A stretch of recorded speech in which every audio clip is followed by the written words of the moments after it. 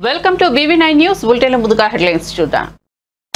ముగిసిన AP cabinet సమావేశం అనంతరం మంత్రులతో మాట్లాడిన చంద్రబాబు తొలి 6 నెలలు మంత్రులను పట్టించుకోలేదని వెల్లడి. మంత్రులు ఇక గేర్లు మార్చాల్సిందేనని స్పష్టీకరణ.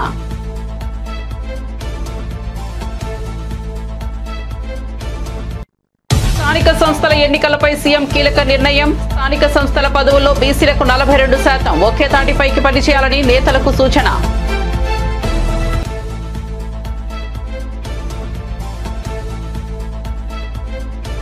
తాడేపల్లిలోని వైసీపీ కార్యాలయంలో YS Jagan press meet. Chandrababu అబద్ధాలు మోసాలను ప్రజలకు వివరిస్తామన్న మాజీ సీఎం. చంద్రబాబును నమ్మడం అంటే పులినోట్లో తల పెట్టడమేనని అప్పుడే చెప్పానని వెల్లడి.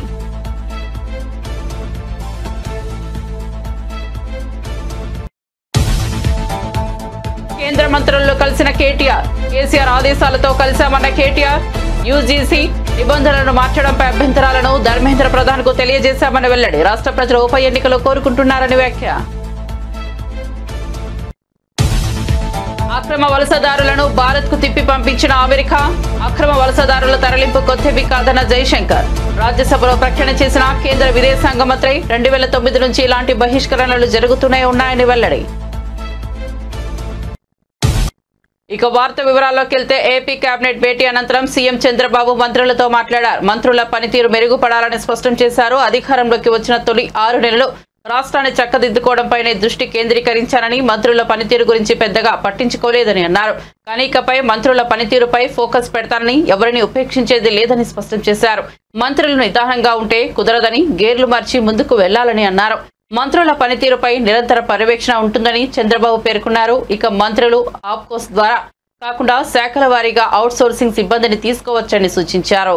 రాబోయే స్థానిక సంస్థల ఎన్నికల్లో కాంగ్రెస్ పార్టీ తన ప్రభావాన్ని నిలబెట్టుకోవాలని, ప్రతి స్థాయిలో విజయాన్ని సాధించాలని ముఖ్యమంత్రి రేవంత్ రెడ్డి ఎమ్మెల్యేలకు స్పష్టమైన దిశానిర్దేశం చేశారు. ఈ నేపథ్యంలో హైదరాబాద్ లోని MCHRDలో జరిగిన కాంగ్రెస్ లెజిస్లేచర్ పార్టీ సమావేశంలో సీఎం రేవంత్ రెడ్డి అధ్యక్షతన వహించారు. ఈ సమావేశానికి ఏఐసీసీ రాష్ట్ర వ్యవహారాల ఇన్ఛార్జ్ దీపాదాస్ మున్షి, కాంగ్రెస్ ఎమ్మెల్యేలు, ముఖ్య నేతలు హాజరయ్యారు. ఈ సందర్భంగా ముఖ్యమంత్రి మాట్లాడుతూ స్థానిక సంస్థల ఎన్నికల్లో గెలుపు కోసం పార్టీ బలోపేతానికి అవసరమైన చర్యలు తీసుకోవాలని, ఇందుకోసం ఎమ్మెల్యేలు పూర్తి స్థాయిలో పనిచేయాలని సూచించారు. ముఖ్యంగా గ్రామాల్లో కాంగ్రెస్ బలాన్ని పెంపొందించేందుకు గ్రామీణ ప్రాంతాల్లో అత్యధిక సంఖ్యలో ఏకగ్రీవ విజయం సాధించే బాధ్యత ఎమ్మెల్యేలదేనని స్పష్టం చేశారు.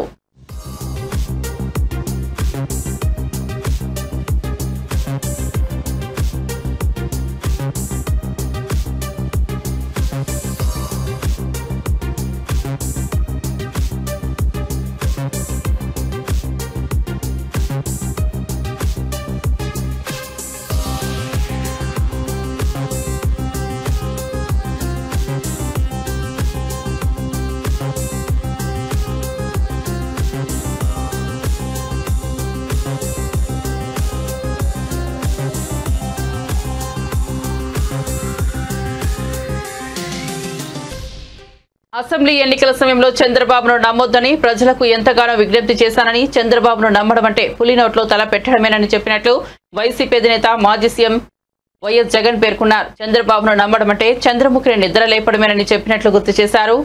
జగన్ మీడియా ముందుకు వచ్చారు. తాడేపల్లిలోని పార్టీ కార్యాలయంలో ఆయన మాట్లాడారు. 5 ఏళ్ల పాలనలో 1 సంవత్సరం జరిగిన ఒడిదుడుకులను తీసుకుని ప్రజల్లో తప్పుడు ప్రచారం చేశారని చంద్రబాబుపై విరుచుకుపడ్డారు.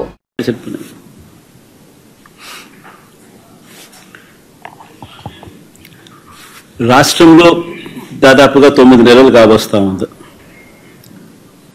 చంద్రబాబు గారి నోట మాట ఏమిటి అనంటే బాబు షూరిటీ భవిష్యత్ గ్యారంటీ అని చెప్పి చంద్రబాబు నాయుడు గారి నోట వినిపించే ఒక కామన్ ఫ్రేజ్. 9 నెలల తర్వాత పరిస్థితి ఏమిటి అనంటే బాబు షూరిటీ, మోసం గ్యారంటీ. ఇది ఈ 9 నెలల కాలంలో ఇప్పుడు మనందరికీ కనిపిస్తా ఉన్న ఫ్రేజ్.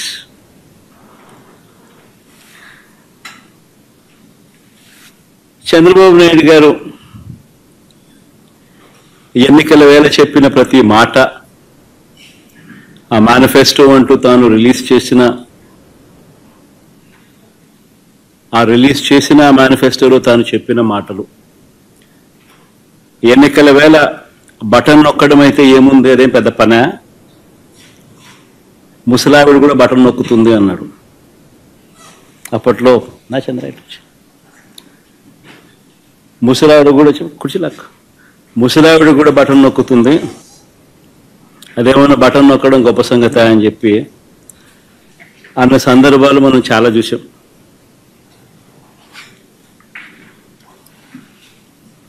అంతటితో ఆగిపోకుండా సూపర్ 6 అన్నాడు, సూపర్ 7 అన్నాడు.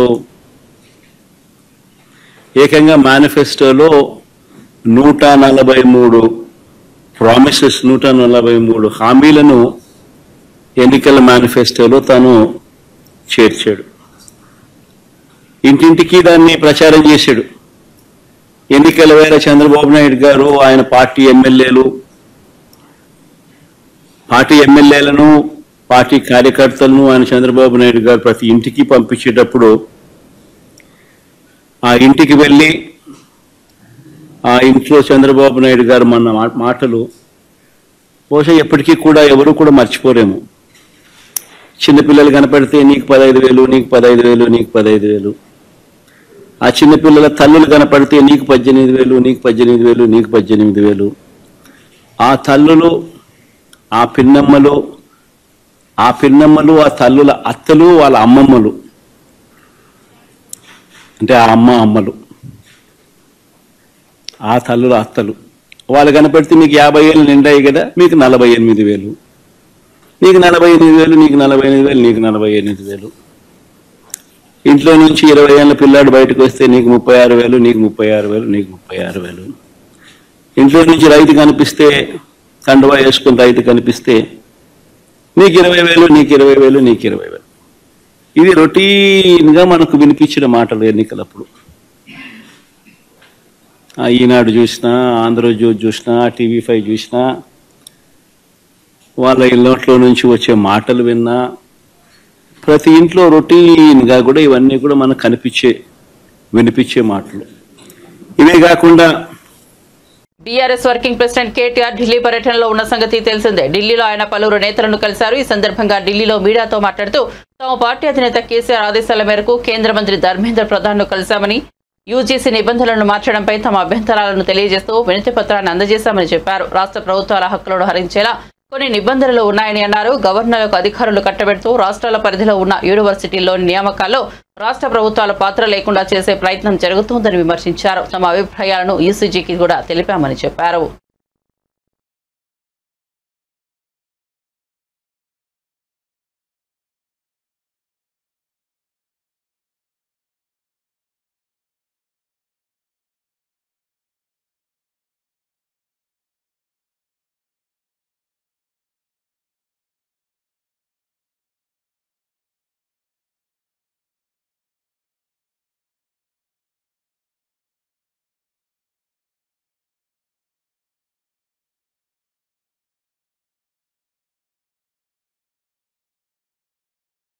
అమెరికా ప్రభుత్వం భారత్కు అక్రమ వలసదారులను ప్రత్యేక విమానంలో తిప్పి పంపిన నేపథ్యంలో కేంద్ర విదేశాంగ శాఖ మంత్రి ఎస్ జయశంకర్ రాజ్యసభలో ప్రకటన చేశారు. అక్రమ వలసదారుల తరలింపు అనేది కొత్తేమీ కాదన్నారు. చాలా ఏళ్ల నుంచి దేశ బహిష్కరణలు జరుగుతున్నాయని, 2009 నుంచి ఇలాంటి బహిష్కరణలు చూస్తూనే ఉన్నామని తెలిపారు.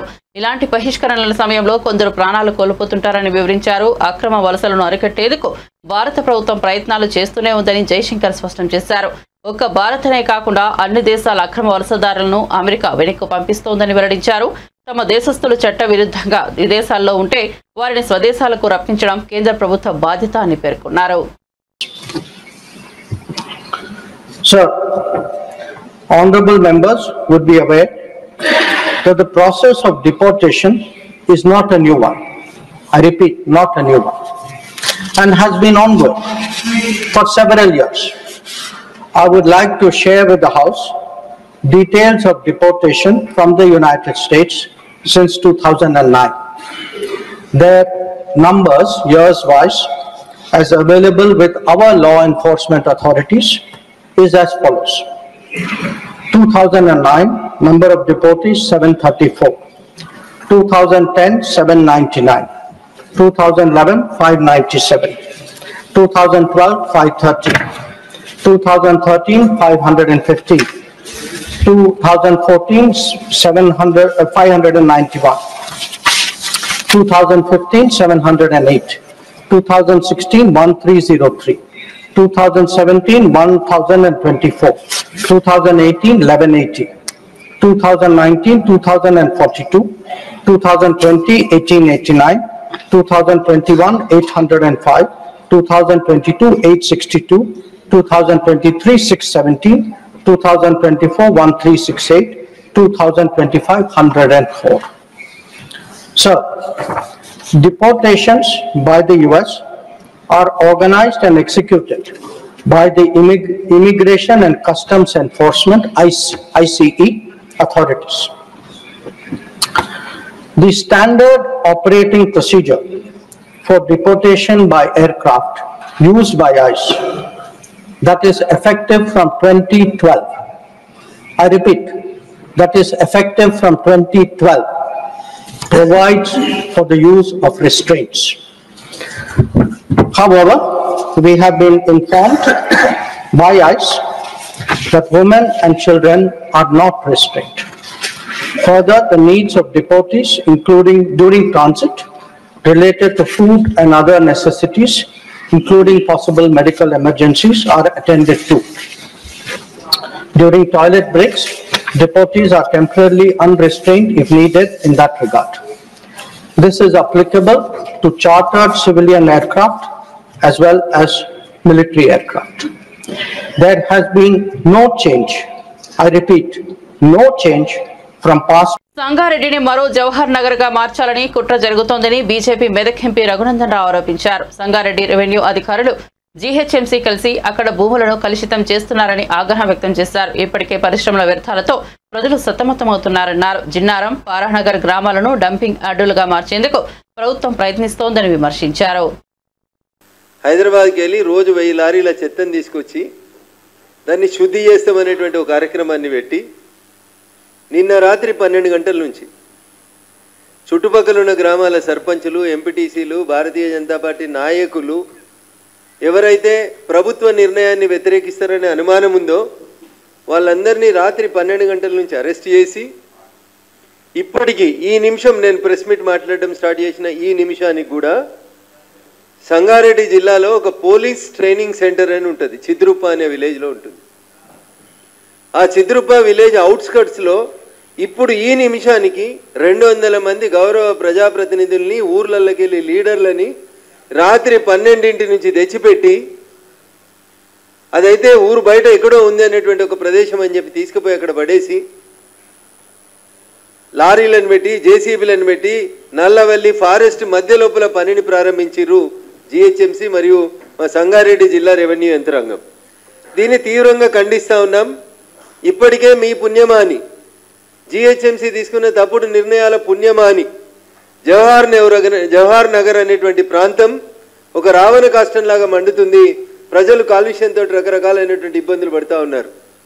మా సంగారెడ్డి జిల్లా పటాన్ చెరువు, జిన్నారం, కాజిపల్లి, గడ్డపోతారం ఇట్లాంటి ప్రాంతాలన్నీ కూడా ఇప్పటికే రసాయన పరిశ్రమల కాలుష్యం వల్ల మా భూమి, నీరు అన్నీ కలుషితం అయిపోయి ప్రజలు కష్టపడుతుంటే హైదరాబాద్ చెత్త కూడా తీసుకొచ్చి మా కాలుష్యం లేస్తామని చెప్పి ఓ కొత్త పంచాయతీని అర్ధరాత్రి తీసుకున్నారా నిర్ణయం? పాత ప్రభుత్వం తీసుకుందా లేకపోతే ఇప్పుడు ఉన్నటువంటి రాష్ట్ర ప్రభుత్వం ముఖ్యమంత్రి రేవంత్ రెడ్డి గారు తీసుకున్నారా మాకు తెలియదు. కానీ నేను ఢిల్లీలో ఉన్నాను, పార్లమెంట్ నడుస్తూ ఉంది. రాత్రి 12 గంటల నుంచి అరెస్ట్ చేసి ప్రజాప్రతినిధులందరినీ తీసుకొచ్చి ఇంకా వదిలిపెట్టలేదనే విషయం తెలిసినప్పుడు ఆ ప్రాంత ప్రజాప్రతినిధిగా తప్పనిసరిగా దీన్ని ఖండించాల్సిన అవసరం ఉందని చెప్పి ఇక్కడికి రావడం జరిగింది. వస్తూ కొంతమంది రెవెన్యూ అధికారులతో మాట్లాడితే, సార్ 2015వ సంవత్సరంలోనే అప్పుడున్న ప్రభుత్వం 152 ఎకరాల భూమి ఇచ్చింది సార్, మమ్మల్ని ఏం చేయమంటారని చెప్పి వాళ్ళు చెప్పడం జరుగుతూ ఉంది. నేను ప్రభుత్వానికి, రాష్ట్ర ప్రభుత్వానికి, ముఖ్యమంత్రి రేవంత్ రెడ్డి గారికి చాలా స్పష్టంగా చెప్పదలుచుకుంది ఒకటే, మీరు రాత్రిళ్ళు పోలీసు వాళ్ళని పెట్టి రోడ్లు వేసిన కులగణన విజయం కొందరు ప్రతిపక్ష నాయకులకు నచ్చట్లేదని కాంగ్రెస్ నేత అద్దంకి దయాకర్ మండిపడ్డారు. ఈ మేరకు ఆయన గురువారం ఓ వీడియో విడుదల చేశారు. గత ప్రభుత్వంలో సకల జనుల సర్వే రిపోర్టును బయటకు పెట్టలేదని ఆరోపించారు. 3 నెలల్లోపు సర్వే రిపోర్టును ప్రజల ముందుకు పెట్టిన ఘనత ముఖ్యమంత్రి రేవంత్ రెడ్డిదని కొనియాడారు. అది తట్టుకోలేక బీసీలను న్యాయం చేయడంలో వెనుకబడ్డామని ప్రతిపక్షాలు ఆతృతతో ప్రకటనలు చేస్తున్నాయని అన్నారు. బీసీలకు 42% రిజర్వేషన్లు ఇవ్వడానికి తెలంగాణ కాంగ్రెస్ ప్రభుత్వం సిద్ధమవుతోందని స్పష్టం చేశారు. కమిషన్ ప్రకారం బీసీలకు ఏ విధంగా రిజర్వేషన్ అందించాలని ప్రభుత్వం ఆలోచన చేస్తోందన్నారు. 10 ఏళ్లు పరిపాలన చేసిన కేసీఆర్ ఏనాడు బీసీ, ఎస్సీ, ఎస్టీల గురించి ఆలోచన చేయలేదన్నారు. రామారామి దగ్గరనే ఉన్నది, కానీ బీసీల్లో ఉన్న ముస్లింలను కూడా ఇప్పుడు వాళ్ళు ఓర్వలేని స్థితిలో వచ్చిండ్రు. ఈ దేశంలో ఉండే బీసీలు, ఓబీసీలుగా ఉన్న వాళ్ళు అన్నిటికంటే ముఖ్యంగా వాళ్ళు ఓబీసీల కొరకు చేసింది ఏమీ లేకపోగా మేము ఇలా కుల జనగణన తెలంగాణ ప్రభుత్వం ఎట్లా చేసిందో భారత ప్రభుత్వం కూడా అట్లా చేయమని మేము ఇలా డిమాండ్ చేస్తున్నాం. దాన్ని పట్టించుకోవట్లేదు. కానీ తెలంగాణలో ముస్లిం పాపులేషన్ పెరిగిపోతుంది, ముస్లింలకు అనుకూలంగా తెలంగాణ ప్రభుత్వం మారిందని చెప్పి ఒక అడ్డగోలు మాటలు మాట్లాడుతున్న తీరు గమనించాల్సిన అవసరం ఉంది. కాబట్టి ఇలా ఎస్సీల సుదీర్ఘకాల సమస్య పరిష్కారానికైనా బీసీలు కాకా కాల్కేకర్ కమిటీ నుంచి మండల్ కమిటీ నుంచి ఇప్పటి వరకు ఎలాంటి పరిష్కారం రాకున్న దాన్ని తెలంగాణ ప్రభుత్వం ఈరోజు దాన్ని పరిష్కరించే ప్రయత్నంలో ఉన్నది. ఇలాంటి హిస్టారికల్ మూవ్మెంట్ ను అబాస్పాలు చేయడానికి అజ్ఞానపూరితమైన ప్రకటనలు మాల్కోమని చెప్పి బీజేపీకి, బీఆర్ఎస్ కి ఈరోజు హితవు చెప్పాల్సిన పరిస్థితి వచ్చింది. కుల జనగణన సర్వే విజయవంతమయ్యి ఈరోజు ప్రజలందరూ హర్షిస్తున్న క్రమంలో ప్రతిపక్షాలకు కొంతమంది నాయకులకు అది ఇబ్బందికరంగా మారింది. గత ప్రభుత్వంలో సకల జన సర్వే పేరు మీద లిమ్కా బుక్ ఆఫ్ రికార్డ్స్ లో పొందుపరచడానికి అన్నట్టు జరిగిన ఆ సర్వేలో దేశంలోనే కాదు అంతర్జాతీయ స్థాయిలో ఉన్న తెలంగాణ వాళ్ళందరూ వచ్చి రికార్డు స్థాయిలో రికార్డు చేయించుకున్నప్పటికీ కూడా ఆ వివరాలను బయట పెట్టకపోగా, పబ్లిక్ డొమైన్ లేకపోగా ఇలా వాళ్ళు మాది కూడా పబ్లిక్ డాక్యుమెంట్ అంటున్న పరిస్థితి మనం చూస్తున్నాం. కానీ ఏ రోజు ఎక్కడ కూడా అసెంబ్లీలో కానీ ఎక్కడ చర్చ జరగలేదు దాని మీద. ఈరోజు 3 నెలల్లోపు సర్వే రిపోర్టును ప్రజల ముందు అసెంబ్లీలో పెట్టి దాన్ని ప్రకటన చేసిన ఒక ఖ్యాతి తెలంగాణ ప్రభుత్వానికి, ముఖ్యమంత్రి రేవంత్ రెడ్డి గారికి దక్కిన పరిస్థితి. అది తట్టుకోలేక మేము బీసీల కోసం మేము చేసే అంశంలో మేము వెనుకబడిపోయినామని చెప్పి ఒక ఆతృతతో చేస్తున్న ప్రకటనలు వాళ్ళను ఏ విధంగా దిగదారుస్తున్నాయో చూడాల్సిన అవసరం ఉంది. రేపు 42% రిజర్వేషన్స్ కూడా బీసీలకు ఇవ్వడానికి తెలంగాణ ప్రభుత్వం సిద్దమవుతున్నది. అది టెక్నికల్ ఇష్యూస్ ఉన్నా, ఎలాంటి ఇష్యూస్ ఉన్నా ఈ మధ్యనే ఈశ్వరయ్య గారు కూడా ఒక డాక్యుమెంట్ తయారు చేసిండ్రు. దాన్ని కూడా ప్రభుత్వం పరిశీలిస్తుంది. క్యాప్ ను పక్కన పెట్టైనా సరే ఏ విధంగా బీసీలకు రిజర్వేషన్లు ఇవ్వచ్చో ప్రభుత్వం ఆలోచిస్తున్నది. ఇది ఇక్కడ కాంగ్రెస్ ప్రభుత్వం యొక్క ముందు చూపుతో, సామాజిక న్యాయ దృక్పథంతో ప్రభుత్వం పరిపాలించడమే. 10 సంవత్సరాలు పరిపాలించిన కేసీఆర్ ఏ రోజు బీసీల గురించి కానీ, ఎస్సీల గురించి కానీ, ఎస్టీల గురించి కానీ ఆలోచించాలి. కానీ ఒకటే సంవత్సరంలో బీసీల జనగణనతో పాటు వాళ్ళకి రిజర్వేషన్ల పెంపు మార్గం ఎట్లా అని మేము ఆలోచిస్తున్నాం. ఎస్సీల మధ్యన ఉన్న ఘర్షణపూరితంగా ఉన్న వర్గీకరణ సమస్యను ఏ విధంగా పరిష్కరించాలనేది చూస్తున్నాం. అట్ ద సేమ్ టైం ఎస్టీలలో కూడా ఏ రకమైన సమస్యలను ఈ రోజు పరిష్కరించే ప్రయత్నం చేస్తున్నాం. కాబట్టి మీకు సామాజిక న్యాయ దృక్కోణం లేకపోవచ్చుగాక, కానీ కాంగ్రెస్ ఈరోజు రాజ్యాంగ ఫలాలు అందరికీ అందాలని, దాంట్లో ఎవరు వెనుకబడ్డా సరే వాళ్ళకి అది అందించే ప్రయత్నంలో భాగంగా అటు రాహుల్ గాంధీ గారు, ఇటు ముఖ్యమంత్రి రేవంత్ రెడ్డి గారు చేస్తున్న ప్రయత్నాన్ని మీరు హర్షించలేకపోయినా మీ ఫ్రస్ట్రేషన్తో వాటిని అడ్డుకునే ప్రయత్నం చేయకండి. ఏ పని మంచి పని చేసినా దాన్ని హర్షించలేని గుణం మీకున్నప్పటికి కూడా అట్లీస్ట్ ప్రజలు మెచ్చుకుంటున్న వాటి పట్లనైనా జాగ్రత్తగా ఉండకపోతే ప్రజల్లో మీ పరువు పోవడమే కాదు, మీ పార్టీలే అడ్రస్లు కూడా మారిపోతాయి అనే విషయాన్ని గుర్తుపెట్టుకుంటే మంచిది. ఏ రోజైనా మీరు బీసీల గురించి, ఎస్సీల గురించి ఇంత సంచలనాత్మకమైన నిర్ణయాలు తీసుకున్న చరిత్ర లేదు. కాబట్టి అది డెఫినెట్ గా తెలంగాణ ప్రభుత్వం, రేవంత్ రెడ్డి గారికి ఆ క్రెడిట్ దక్కుతుందనేది చెప్పగలను. వైఎస్ఆర్సీపీ అధ్యక్షుడు జగన్మోహన్ రెడ్డి మరో 30 ఏళ్ల పాటు అధికారంలో ఉంటామని ఉత్తుత్తి మాటలు మాట్లాడుతున్నారని జమ్మలమడుగు బీజేపీ ఎమ్మెల్యే ఆదినారాయణ రెడ్డి ఎద్దేవా చేశారు.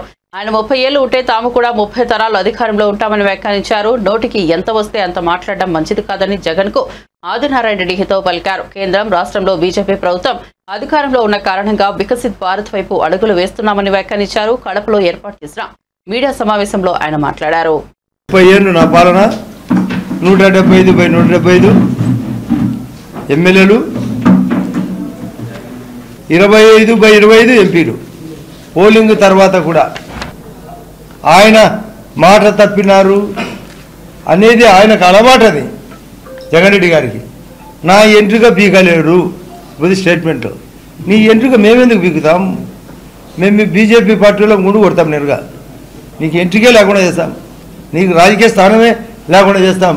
అది అభివృద్ధి ద్వారా, వికసిత భారత్ ద్వారా. కేసుల గురించి చెప్పడు, తను తిన్న డబ్బులు, తన కేసులు. వివేకానంద రెడ్డి ఇష్యూ చెప్పడు. సొంతంగా తమ్ముడు ముద్దాయిని తెలిసి వాళ్ళే చేయించినారని తెలిసి మాకు సంబంధం లేదని చెప్పడం. ముందు గుండె పోటునడం, మళ్ళీ గుండెలో పోటునడం.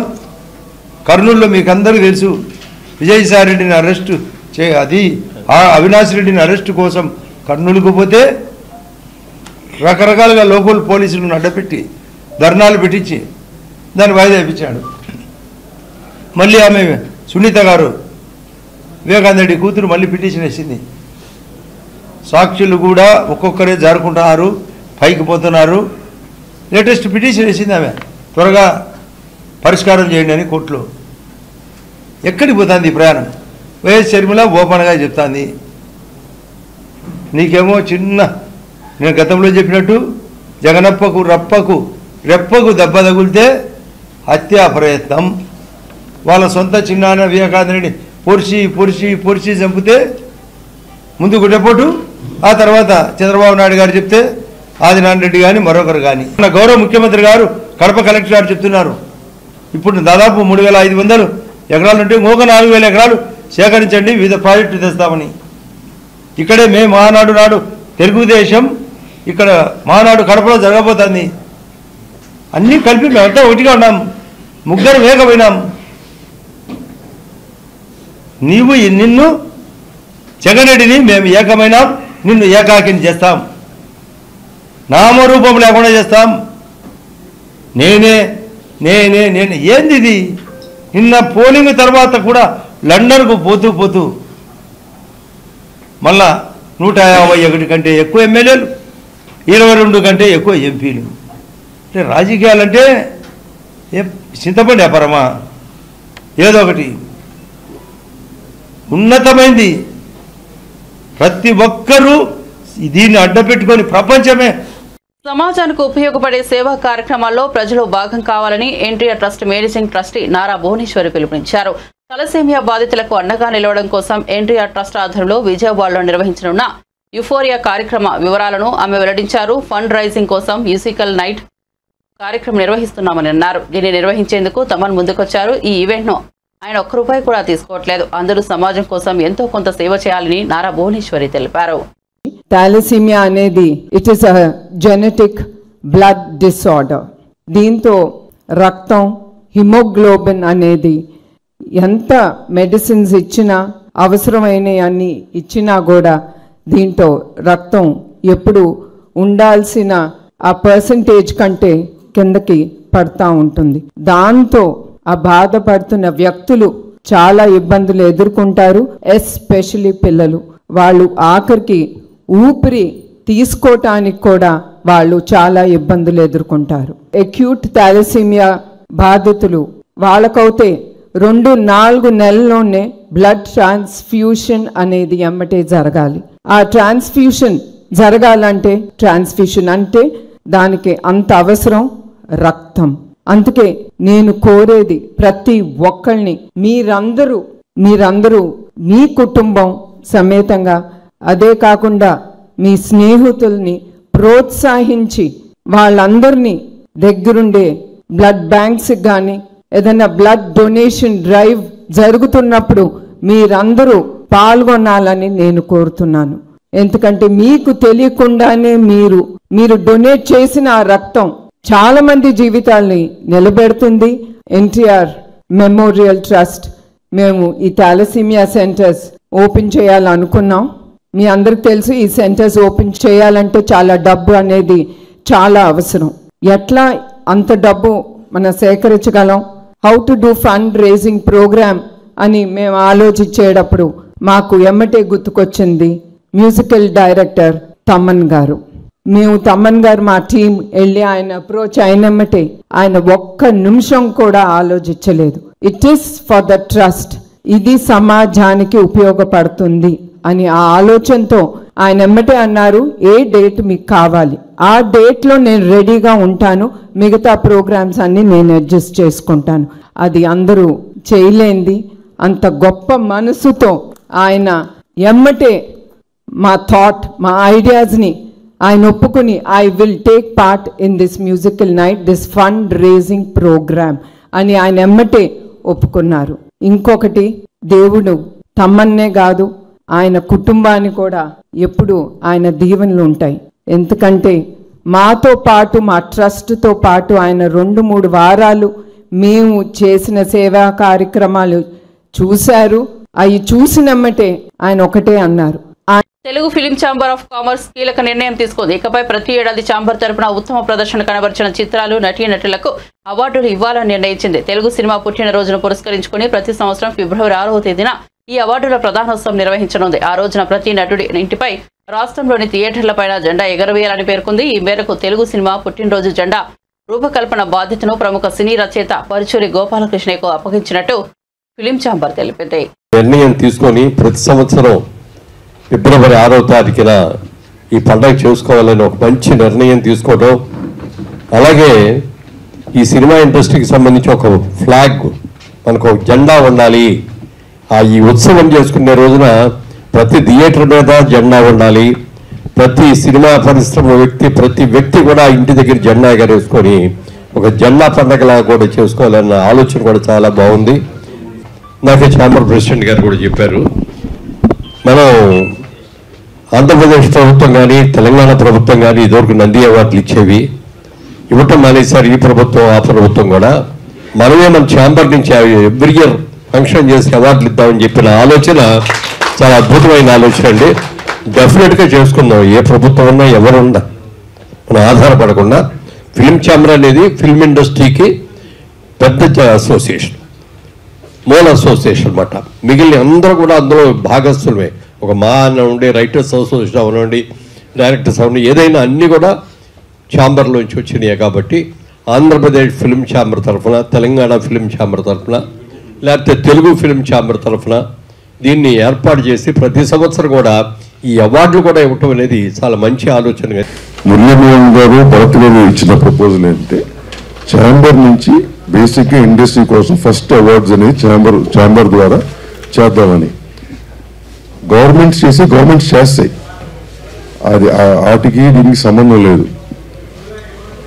ఆంధ్రప్రదేశ్ గవర్నమెంట్ ఏ పేరు మీద చేసినా, మన తెలంగాణ గవర్నమెంట్ ఏ పేరు మీద చేసినా అవి రన్ అవుతాయి.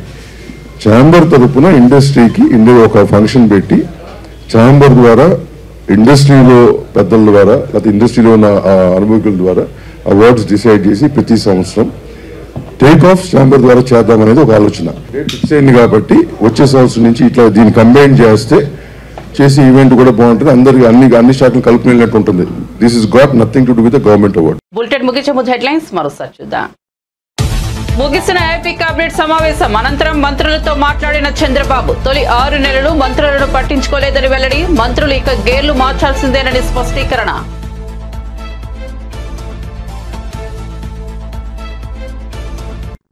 స్థానిక సంస్థల ఎన్నికలపై సీఎం కీలక నిర్ణయం, స్థానిక సంస్థల పదవుల్లో బీసీలకు 42%, ఒకే తాటిపైకి పనిచేయాలని నేతలకు సూచన.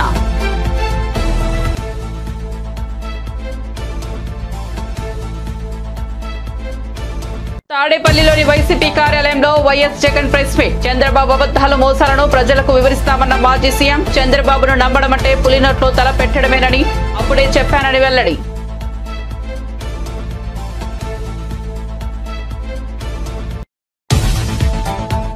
కేంద్ర మంత్రుల్లో కలిసిన కేటీఆర్, కేసీఆర్ ఆదేశాలతో కలిశామన్న కేటీఆర్, యూజీసీ నిబంధనలను మార్చడంపై అభ్యంతరాలను ధర్మేంద్ర ప్రధాన్ కు తెలియజేశామని వెల్లడి, రాష్ట్ర ప్రజలు ఉప ఎన్నికలు కోరుకుంటున్నారని వ్యాఖ్య. అక్రమ వలసదారులను భారత్ కు తిప్పి పంపించిన అమెరికా, అక్రమ వలసదారుల తరలింపు కొత్తవి కాదన్న జైశంకర్, రాజ్యసభలో ప్రకటన చేసిన కేంద్ర విదేశాంగ మంత్రి, 2009 నుంచి ఇలాంటి బహిష్కరణలు జరుగుతూనే ఉన్నాయని వెల్లడి. ఇవి బులెటిన్ విశేషాలు. చూస్తూనే ఉండండి BB9 న్యూస్.